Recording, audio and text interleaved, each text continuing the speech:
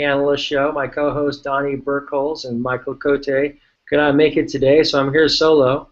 But I am here with our guests from SAP and Apogee. Guys, nice to have you here. Thanks for being us. Hi, Alex. Great to have you. It's great to be here too. Well, great to have you. This is Ed Enough of Apogee, and can you pronounce your name? Yoav. Yoav, okay, great. And so thanks again for taking the time to talk about what I think is some interesting news about SAP and Apogee partnering, and in particular around SAP building out its own API management platform built upon Apogee technology. And so I thought it might be good to start just by giving an overview of what this partnership is about. So either you go right ahead. Sure, maybe I'll start if that's fine for you, Ed. Yeah. So at SAP, what most people don't know, even back in the days, SAP had a lot of APIs based on the business suite that SAP is delivering to our customers for years and years. Those APIs is based on the ABAP programming language. We call them BAPIs, we call them RFCs. And with the new trend that we are seeing towards public APIs based on REST JSON, SAP has committed to basically deliver APIs in this format as well. So in October 2011, based on ABAP, we released a product called SAP Gateway. What it basically does in a nutshell is it helps to expose ABAP functionality to OData based on REST and JSON. And this product was pretty successful. It is widely adopted within our customer base with roughly 11,000 plus productive installations. Other SAP technologies like SAP's mobile platform or SAP Fiori, for example, have built on top of SAP Gateway as well.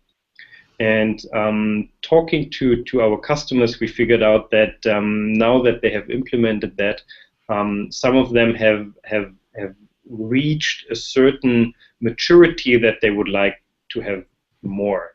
In addition, SAP has acquired and developed some cloud applications as well, SuccessFactors, for example, SAP Jam, Hybris, and they are already coming with REST-based APIs that they would like to expose, and with that to build up a developer community on SAP, on the SAP platform that will help build apps and will help basically bring the SAP world to consumers directly, to business partner, and so on. So based on these two requirements that we heard from the gateway customers, for example, but also from the SaaS application that SAP has, we thought, okay, we need to make the next step. We need to add API management capabilities to our portfolio. And based on that, as we are doing it at SAP, we came up with a strategy. We made our analysis. We thought that partnership is the way to go. We decided not to build it ourselves, but to get somebody who fits in nicely as piece of the puzzle. And then we did our research, and now we are very excited that we find a very strong partner in that area with Apogee, and are looking forward to deliver the first products very soon. So that's in a nutshell how we got here. So Ed, can you explain how the Apogee platform is being used?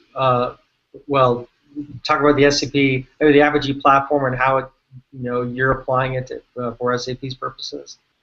Yeah, sure. I mean, the Apogee platform, is very much about empowering the manageability of APIs, so being able to control access to APIs, enforce security policies, be able to empower people to develop against APIs, as well as providing companies with more ways of exposing APIs to outside developers at scale. But the cool thing about the Apogee platform is that in and itself, it's also built around APIs. And what that means is that when we started working with SAP, they could actually build on top of the Apogee platform, connect to it through the same APIs that our own user interfaces and administration consoles use. So that's why it was very easy for them to be able to take the Apogee platform and then integrate it and build it into their product line. So Apogee is an API. Exactly, and so is that something that seems like a logical place for Apogee to be? Is that the way it's been for a while? Well, it has been. The exciting thing about this is that we've been, we are API centric at our core. It's the way we build our products. It's the way that we have advised our customers to think about how they build their architectures. And the interesting thing here was that we had a whole bunch of APIs that have always been published and documented, but we were the only ones who used all of them. Now we're working with another company that's making full use of those APIs as well. So it's great to see a whole bunch of things that we built out as APIs that we had some of our customers using, because really sort of part of the whole DevOps model has been around about automation and writing scripts that are calling APIs to trigger deployments and so on. But this is going to be the first time that another company has really used pretty much every API that we built into the platform, as their process of building their products and integrating their products with the Apogee Core API engine. So will SAP become an API? Well, we are doing our first step, I would say, on becoming an API. Definitely, we wanna with this partnership we want to achieve two things. Number one is we want to help our customers, as we always say, we help our customers to become best-run businesses. We see that a lot of businesses want to participate in the API economy, or at least need to expose public APIs to expedite their businesses and become competitive in the market. But on the other hand, of course, SAP also is becoming a platform and a platform company, and for that we will use our technology and this partnership also to expose our own APIs. And as said, we have a lot of APIs. We need to bring them, to the latest standards to make sure that developers out there know how to consume them. And that's what's great about this partnership. It helps our customers, but it also helps SAP into the new world. What kind of platform does SAP want to be?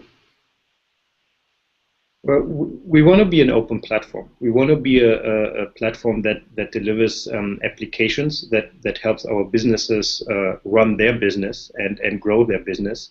But we also understand that there always will be certain areas where SAP will not be able to deliver certain applications. There are partners out there, there are developers out there who are very smart, who bring their own IP, and they just need to be empowered to build on top of the SAP data, on top of the SAP applications, and make then our joint customers even more successful. Does the abstraction even matter, Ed, about whether you're an API company or not? It seems like more important it's what kind of platform you actually are. Well, the way I see it, platform is technology. So we also need to deliver content, and that was always the strength of SAP. As long as we don't have strong content and strong APIs that allow developers to build on top, why having the best platform in the world, right? So we need to have a great platform, great technology, but this platform needs to be filled also with content, and we have enough content, and we just now need to bring the technology and the content together And with that, I think SAP will have a very compelling value propositions to partners and developers outside of our ecosystem. So Ed, do the end customers out there, do they see themselves as becoming API providers, or do they think of it more of themselves becoming platform companies, or none of the above? Yeah, that's a really good question. So I think that some companies are more thoughtful than others about their end goals in why they are exposing their APIs. Without a doubt, when you start exposing APIs that people are building applications on top of, you are taking the steps to becoming a platform. Whether you have that as part of a fully thought out platform strategy, or whether this is really a way of just experimenting with innovation at the edge, can really vary and depend on the nature of your business. But in a very real way, I mean, in a very literal way, APIs are and were created as the foundations of platform strategies, going back to the early days of operating systems.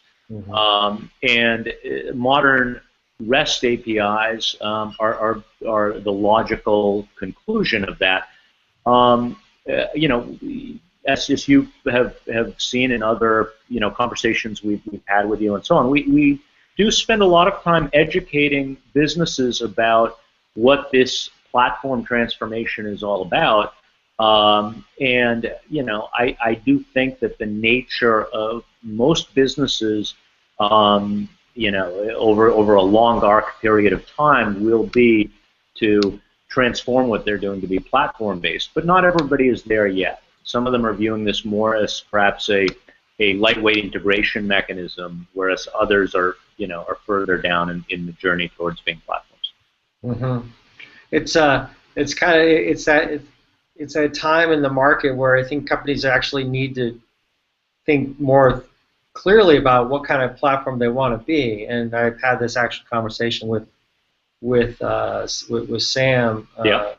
And so for SAP's purposes, what kind of platform do you see yourself becoming in the next 12 months or next 18 months? And you talk about being an open platform. Does that mean, continuing to build, the technology on top of ABAP? Does it mean offering more REST-based APIs? What is the unifying? How is that going to unify, across your different services that you provide? SAP is a very big company with lots of different technologies and capabilities. Mm-hmm. So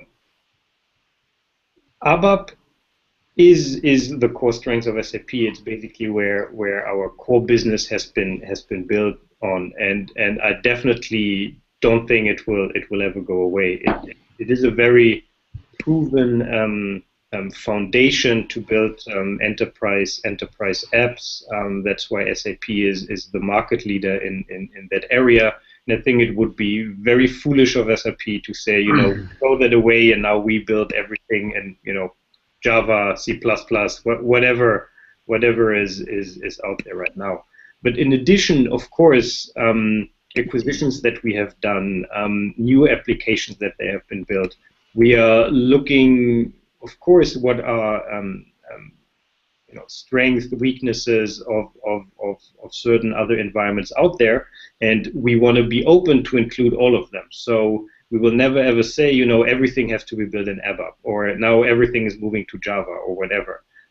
Whatever the right platform for the right technology or application that we want to build will be, this is what we will try to include. So the underlying platform that we are building now, and especially for the cloud, the HANA Cloud Platform is inclusive of all these technologies. And what we want to make sure is that we have an abstraction layer that provides developers the opportunity to consume APIs of this platform in a standard way, REST, for example. So ideally, a consumer that consumes an API should be completely unaware of, is this data now coming from an ABAP backend system, from a Java backend system, whatever. I consume a create sales order API, and I do know that a sales order is created in a backend system, and I'm happy because I can build my mobile commerce app, for example, and I can create a sales order that will make it to the ERP system, and by then it can be executed based on the processes that are established and implemented in an ERP system. Okay, so let's talk about the business of the new stack. It's a topic of interest for me, and there's companies out there that are going through similar transitions. I mean, I think any company probably in the market is looking at how they're going to adopt more APIs, how they're going to be more platform, how they're going to be platform companies. But it does create opportunity. It creates ability for suddenly your developers who are using your APIs are using them in ways you never would have imagined. And that has real benefits to companies. But then it also then starts to force companies to think through how APIs are used with their partners, and how these partners are impacted by, for example, a developer who's built a module that can be added into an SAP partner integrated platform, independent of the traditional processes for how that workflow has traditionally been done, and that can create a lot of issues in terms of managing your sales force, your channel partners, and so on. Can you give us a window how SAP is managing that process? So because there's a lot of waves of integration that are required here. Yeah. So SAP has. Well, let's start different. For us, important is to decouple between the API provisioning and the API consumption, right? And having ultimately an API that connects these two worlds, and a management layer that then manages this API is important. So, and that's why we have this partnership with Apigee. And as I mentioned, from a consumption point of view, ideally, nobody knows what's under the hood. You consume the API, and it's transparent whatever happens.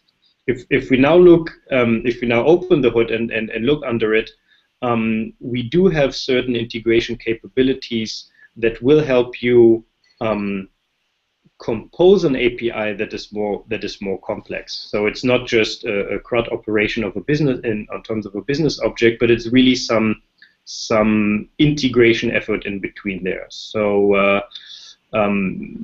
we have technologies like process orchestration that comes from a classical A2A background. We have newer products like HANA Cloud Integration that helps you to do integration between on-premise and on-demand, or pure on-demand to on-demand integration that will help you create certain type of interfaces that then can be exposed and consumed the way that they are. In terms of scenarios, what we are seeing away or expanding from the classical A2A is definitely B2E scenarios. That's what we see very heavily with SAP Gateway, where companies started building certain services for mobile, for example. The next iteration that the companies reach now, the next maturity level that we see, is really for B2C. So they really want to open up certain backend system and allow consumers to directly interact with certain data, and then also in the B2B space. So we also see a trend, especially in the cloud, where companies move away from the classical EDI type of standard that was there, also to a REST REST-based interaction between two business partners. And our idea is to support that, and to allow whatever type of integration scenario you build if needed, to also expose and manage as an API, and then have it been consumed. And as a technology company, Apogee has to deal with these issues themselves. You guys have come a long way in your development. How has your organization changed as you've become the company in itself has become more API centric? How have you had to what are some of the fundamental shifts that you've seen happen in the company?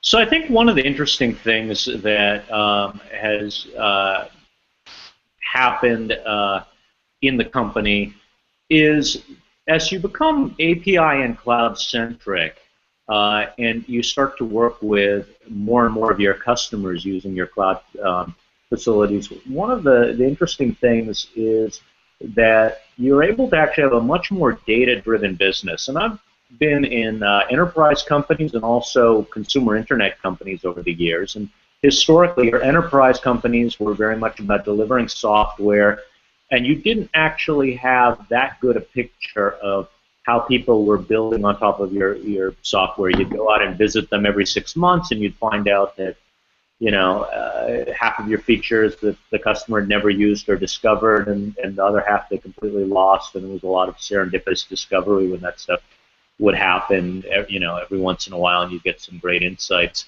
But the fascinating thing, I think, for me with Apogee is that we do deliver software to our customers, and in working with SAP, they're delivering a version of Apogee and so on. But the thing that being an enterprise vendor in 2014, what you find is that you actually have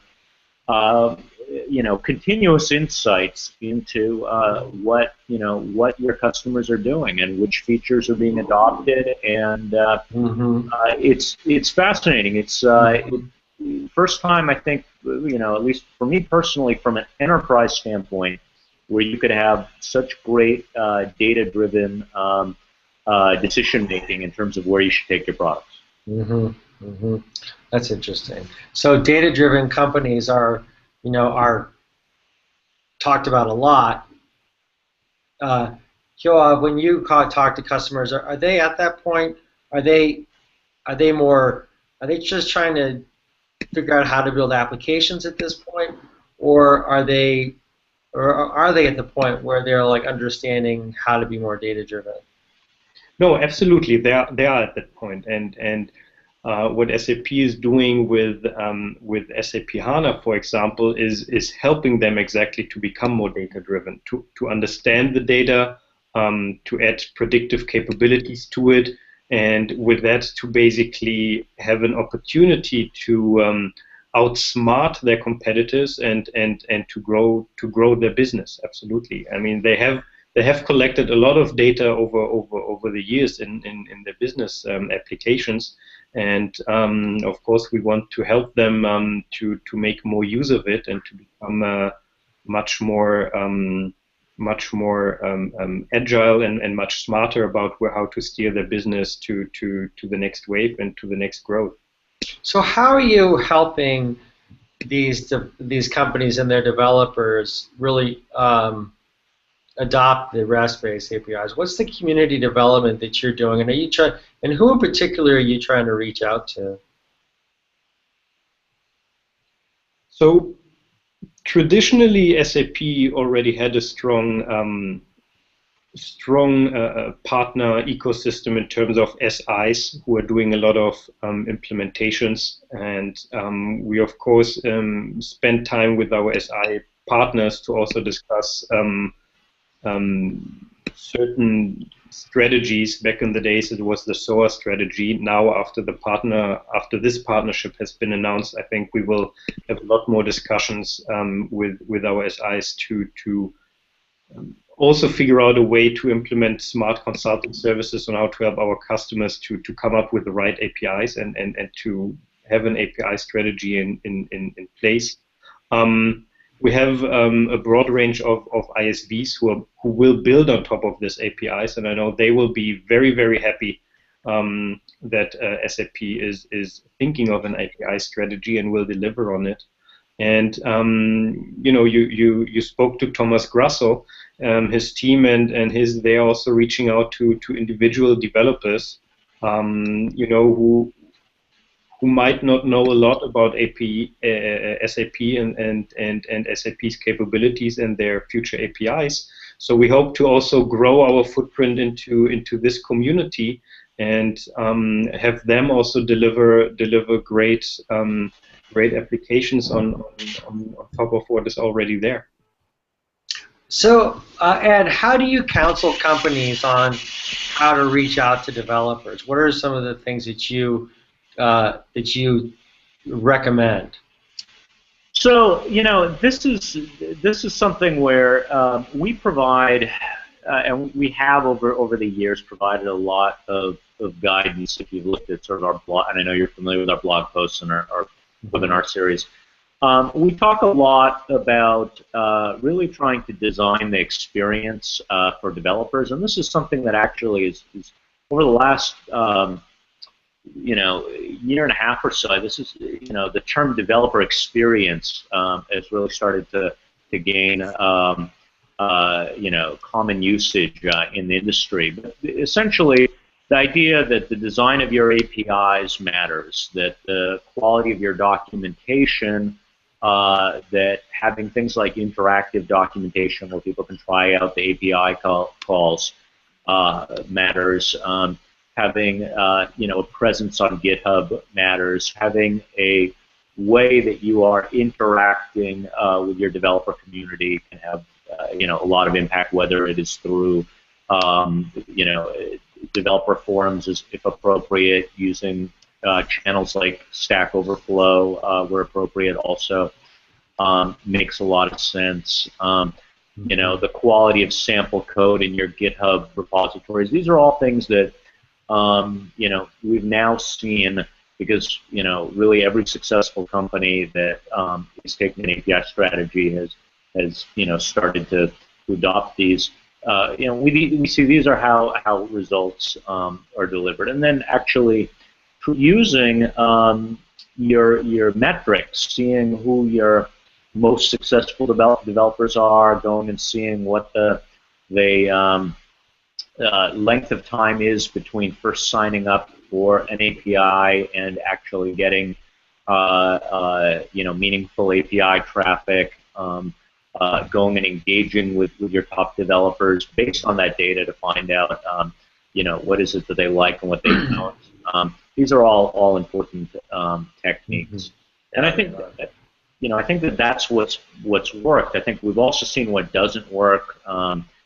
Doing the hackathons, those were in vogue for a while. You saw large companies, small companies, everybody out there, trying to use those as mechanisms of stirring up adoption. Those weren't as successful. That's interesting. That's interesting about the developer experience and how that's impacting. That to me seems to be a core fundamental shift in how organizations actually budget where they're going to put their resources and how they're going to manage those resources, especially as these issues become more important in terms of just making that developer experience as meaningful as possible. So, the marketing budget, I think you could arguably say, will be more focused on how do you get better performance out of the application? How do you provide better how are you providing better documentation? How are you reaching out to developers at the places where they actually are? Are those things on your mind, Joab? Are you guys thinking about those things, and how is that and how's that showing itself? I guess Thomas's work is an example of that. So yeah, absolutely. As my focus is more on delivering a product for our customers, Thomas's focus is definitely to grow and foster the development community around our platform. There is within SAP a couple of initiatives that try to attract new businesses or developers to our platform. You might have heard about the SAP HANA startup program, where we basically offered to startups or are working with startups and are helping them to develop, their business on top of the HANA platform. And I guess we have, I don't know the latest number, it must be around 1,200 startups worldwide participating in that program. Thomas is thinking also in terms of doing developer days, hackathons. You will see us being sponsors of some API events in the futures. And definitely, I think, the job of SAP has to be to lower the barrier of developers to really interact with SAP systems. There might be, true or false, some sort of fears of developers to interact with SAPs, and I guess our goal has to be, it has to be as easy to consume an SAP API as it is to consume a Facebook, Twitter, or Google API. And once we have achieved that in terms of developer experience, I see that we will get much more traction, and that's what we are trying to do. We have, from a consumption point of view, lower the barrier for a developer to start building on top of SAP. Doesn't that have an impact on the overall marketing organization? Absolutely, it has, and that's why Thomas, right? I mean, he's part of the SAP marketing organization. That's exactly his. I guess my point is that it seems like it, affects a lot how you think about marketing overall. I mean, there's been very traditional ways of marketing over the years, and those as as much as ABAP won't go away, those traditional marketing methods won't go away either. But there really seems to be a need to shift resources, like the dollars, out of traditional advertising or traditional public relations even. It absolutely, and I will, of course, it is a big step and a big mind shift that will happen within SAP. I mean, it started to, and it's not only marketing; it's also support. I mean, yes, SAP has enterprise, most likely the best support to support the enterprise in their mission critical processes, but it's something completely different to support a developer community on top of a platform. Right? It's something completely different, and I said marketing is one, support is the other, products is the third. The products need to be in a way that it's easy to build on top of them. So it's not only marketing; it's in all areas a shift need to happen. Right. Mm-hmm. I am a long-time SAP employee. I see the changes happen within the companies, and I hope that developers will recognize this and will join us on this journey. And so when you're out there and you're talking to customers, and what are they asking you about how to change their marketing organization or their support organization? Well, keep in mind that the way that APIs get used is in a couple of different fashions. One is through broad ecosystem development, in which case being able to have a developer program that is successful in garnering developer adoption becomes very important. And some of our customers are absolutely about that. They put a lot of effort into their developer marketing. Some of the folks in the telecommunications space, some of the folks in the retail space who we work with, put a lot of effort into that. People like AT&T and Home Depot have had very successful API programs. Another important aspect of API efforts is about actually supporting partners, applications being built by partners, and in those situations, you actually have perhaps a business development function or a marketing function that really is looking for APIs to remove the technical impediments in being able to go and the business side is able to go and sign up a whole bunch of of deals, and they don't want the implementation of those to basically be slowed down by the need to go and actually create a bunch of custom integration projects. So this, from that perspective, you get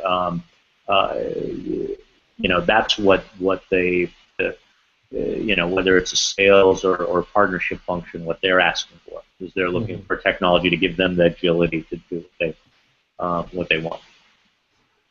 The workplace has changed considerably over the past 5 years with the advent of mobile devices, in particular phones and I think tablets even almost more so, where now people really can work anywhere, and companies are looking at their infrastructure, like be it a building or a data center, and thinking, well, do we need these things? Do we have to keep this big building that we've had for 30, 40 years, and now it needs an entire new ventilation system or whatever it might be?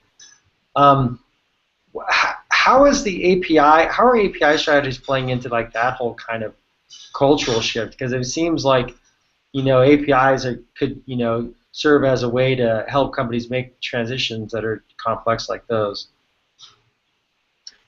Well, it's from my perspective, it's foundational to that, and I would actually take that even one step further, which is that you have sort of a new phase of or new wave of kind of employee mobility that you see when you go into the bank or when you go into a retailer, and you see that the people, rather than being sort of tied in place to a desk or a counter, they actually are empowered with tablets, and they're able to help you where you are. A lot of us have this experience in the Apple Store where you can check out and purchase the product anywhere. You don't take it to the register. But you see that everywhere now. That's not unique to the Apple Store. Obviously Apple Store's pioneers in that, but you see that, as I said, I see that when I go to the bank. The taxi driver, Taxi driver, yeah. Has the square, Exactly. Yeah. So, Yoav, when you're thinking about those issues, are you thinking about who's actually going to be developing the products? Are you thinking about traditional developers? Are you starting to think people who are, who may be much newer to programming, who can help kind of build these apps, faster? We think of all of them, but especially also on the newer type of developers. I do think that they will bring a certain disruption into the industry based on existing application and based on existing processes that bigger companies have already implemented. So let's take a classical retail store, right? They might have started with a brick and mortar store and point of sale solutions that had some sort of batch or non-batch access into an ERP type of system. It then with the rise of the web, it moved into a web store. Now they build m-commerce app.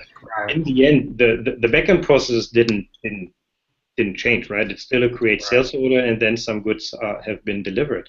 So I think even if you have this traditional kind of APIs, business models have changed completely, absolutely completely. Yeah.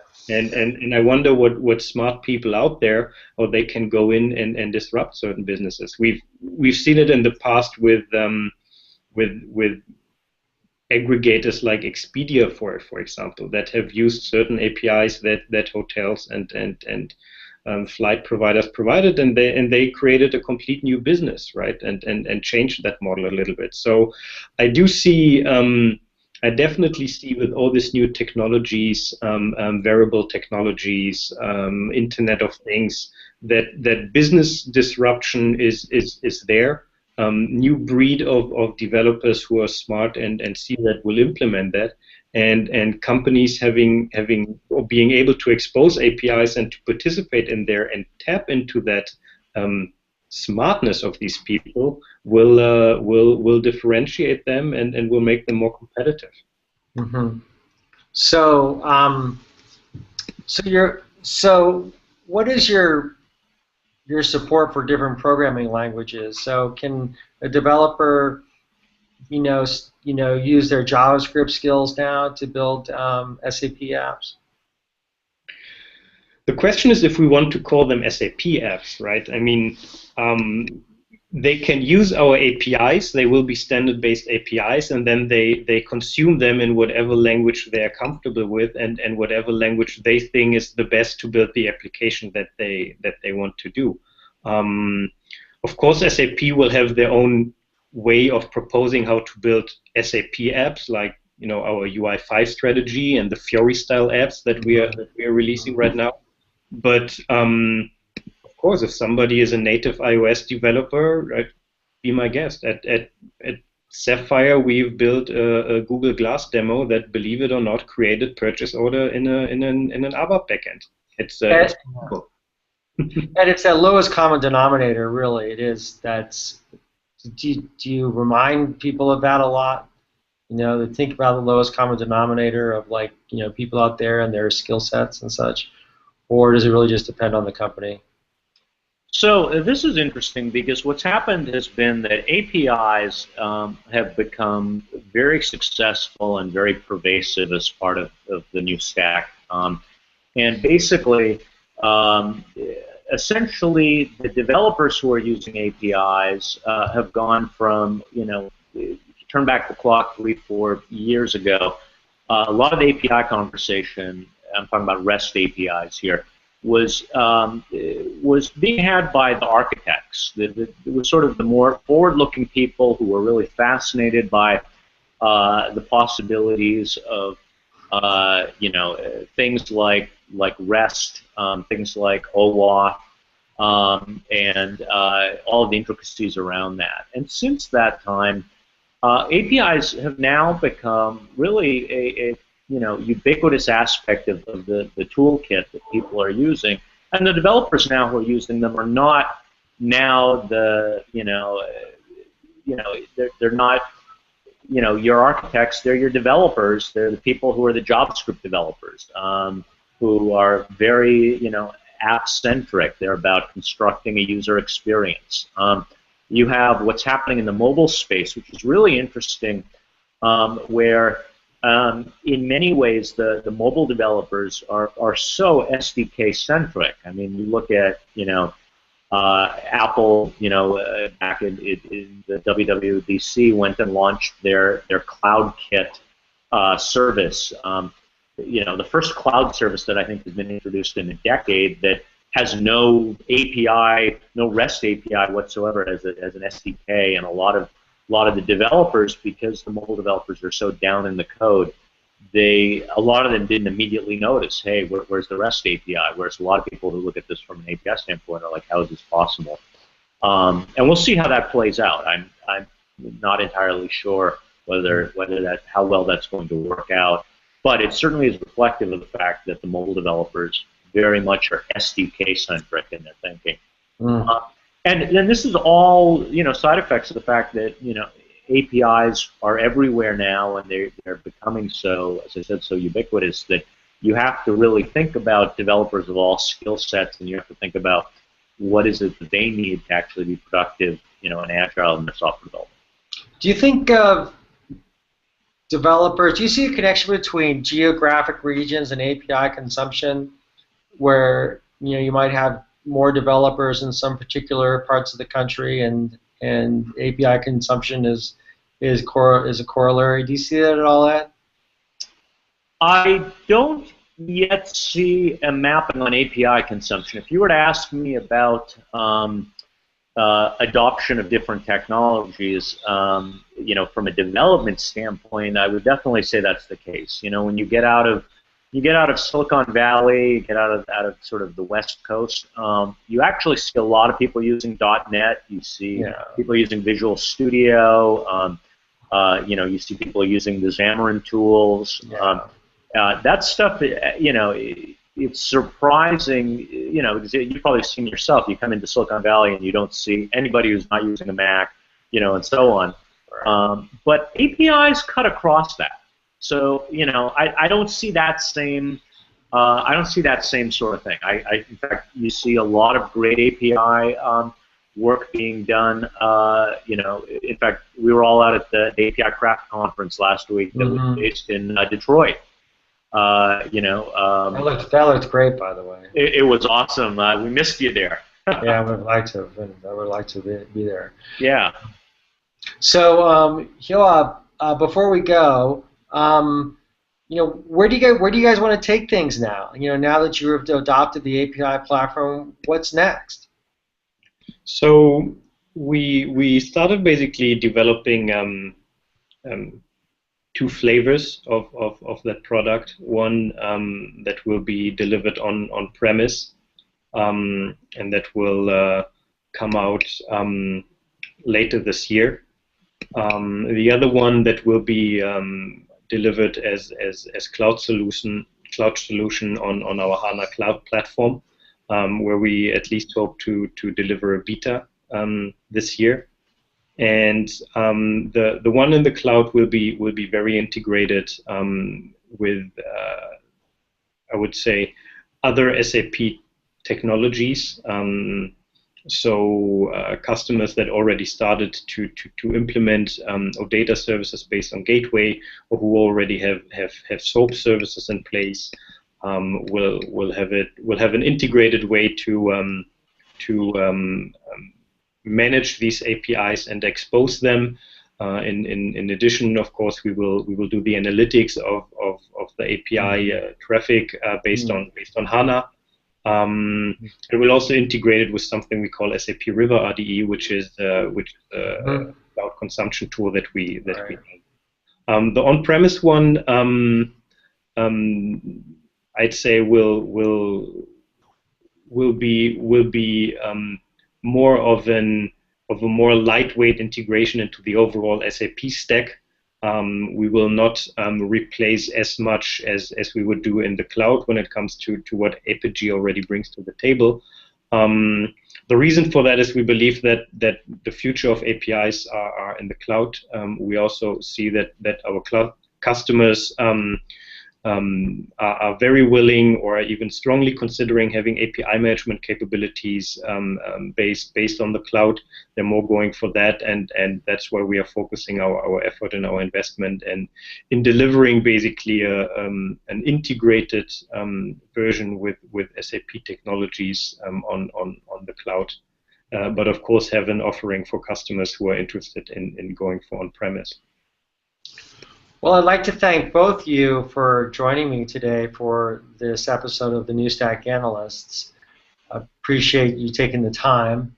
Yoav Bali of SAP, thank you very much. Thank you for having me. And Ed Enough of Apigee, good to talk with you again, Ed, and I'm sure we'll see each other soon. Great talking with you, too. Okay, well, this is another episode of the New Stack Analysts. I'm Alex Williams, founder of the New Stack. We'll be back again soon. Thank you very much. Bye-bye.